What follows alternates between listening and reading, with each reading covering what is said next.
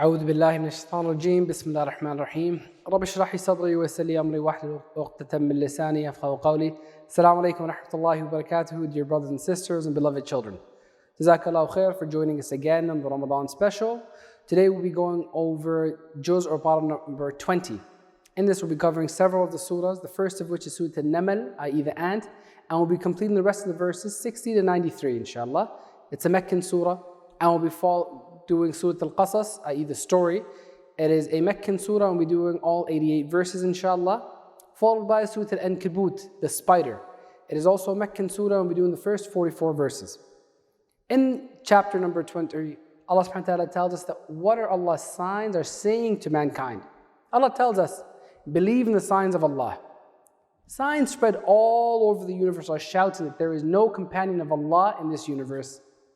Do not associate anyone with Allah. So do good deeds and stay away from bad or evil acts. Allah also tells us that what the Qur'an teaches mankind. We're told the Qur'an is full of guidance and full of mercy for those who believe in it.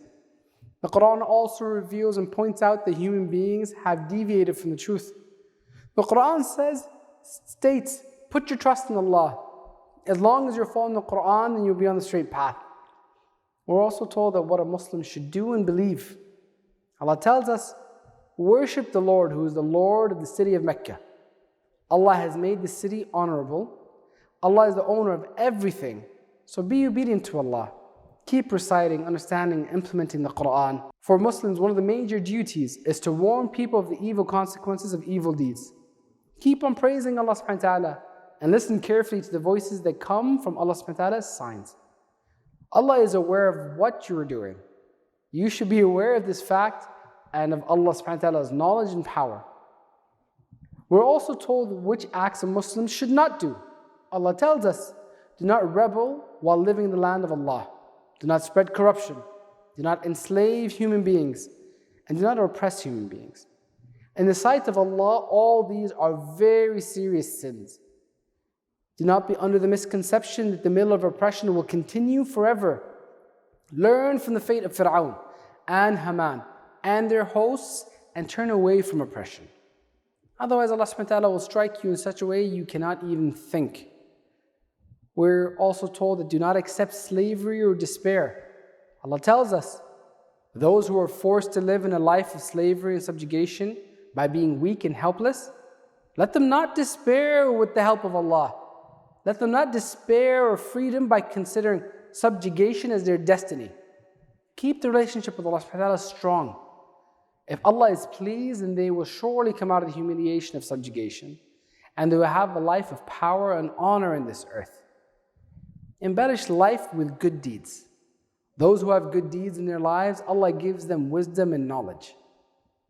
We're also told how shaitan misguides mankind and what a Muslim should do. Allah tells us, whenever you make a mistake, understand that behind is the hand of shaitan. Shaitan is making your mistake and taking out his enmity. If you've abused others, think that you've abused yourself. Ask for Allah's forgiveness as soon as you realize this mistake. And support the truth with your wealth and power, which is bestowed by Allah. Never support the criminals, the sinners, the disbelievers. Pray at every turn of life that Allah subhanahu wa ta'ala will keep you on the right path. And whenever you are stuck in troubles, pray to Allah subhanahu wa ta'ala for goodness. Ameen. We're also told of the comparison between the people who do not believe in the Qur'an and those who believe. Allah tells us, those who disbelieve in the book of Allah and follow their own lusts, these people take the path of oppression, and they deprive themselves of the guidance of Allah. Some people, when they see the book of Allah, recognize that it's a guidance from their Lord. In their hearts, there's already a feeling of obedience to Allah subhanahu wa ta'ala. They are steadfast. They treat or they replace evil with good, and they spend in the cause, in the path of Allah subhanahu wa ta'ala. They avoid nonsense and vain talk, and they worry about losing their good deeds. SubhanAllah, may Allah subhanahu wa ta'ala make us from those. Everyone at home, say Ameen. Say it loudly and from your heart. Ameen. Next, we're also told that success is waiting for you if you do the right things. Allah subhanahu wa ta'ala tells us, do not let the fear of human beings stop you from accepting the guidance of Allah. Trust in the power of Allah. Behold, Allah subhanahu wa ta'ala has made the whole city a haven of peace and a mark. Also remember that everything in this world is for a few days. What you will get in the hereafter is much better than that, and it will last forever. So turn to Allah subhanahu wa ta'ala. Believe with a sincere heart and do good deeds. Then success awaits you. We're also told which actions a mu'min should avoid. Allah tells us, if Allah blesses you with health, with wealth, do not be arrogant. Do not be proud. Think and prepare of your makings for your hereafter. And remember, Allah subhanahu wa ta'ala has been gracious to you. So you should be gracious to other people. Do not spread corruption in the land. Do not think that what you have received is due to your own ability or capability. And do not think that you have wealth so you can escape or be saved from the grip of Allah subhanahu wa ta'ala. Learn a lesson from Qarun's fate. Do not let the lust of wealth arise in the heart when you see the rich people. Rather, for those people who believe in Allah and do good deeds, for them Allah has a far better and far more better place than these rich people. If you want happiness in the hereafter, then live with patience and perseverance. The best end of the hereafter is for those who avoid the wrath of Allah for the rest of their lives, who do not dream of the greatness in the earth and do not spread corruption in earth.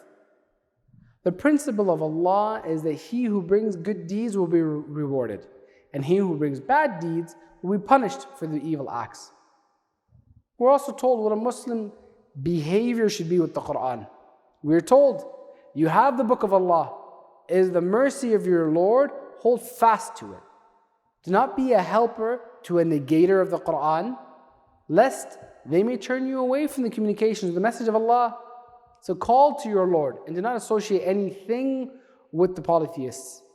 Do not have false hopes with Allah. Do not look or follow the easy path for salvation. The mere claim of faith is not enough. Allah will surely test who is true in faith and who is false. So think about proving your faith to be true. Do not think that by doing bad deeds you will escape the grip of Allah. Whoever makes wrong guesses will repent later. Now we're also told how to prepare to meet Allah subhanahu wa ta'ala. Allah tells us, he who hopes to meet Allah will prepare for it. And he who prepares for the hereafter will be fully rewarded for his labor. Guard your faith. Do good deeds that are pleasing to Allah subhanahu wa ta'ala. Allah will remove evil from you and reward you for your good deeds. Treat your parents well. If they insist on associating partners with Allah, do not obey them.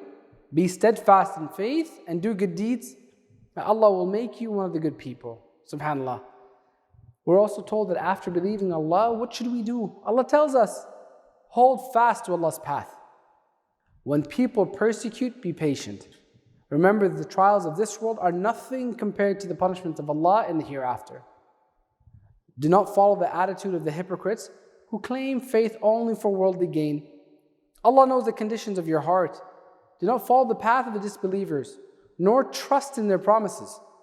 For on the day of resurrection, no one will bear the burden of anyone's sins. On that day, the devils and all those who follow them will be burdened with their own sins.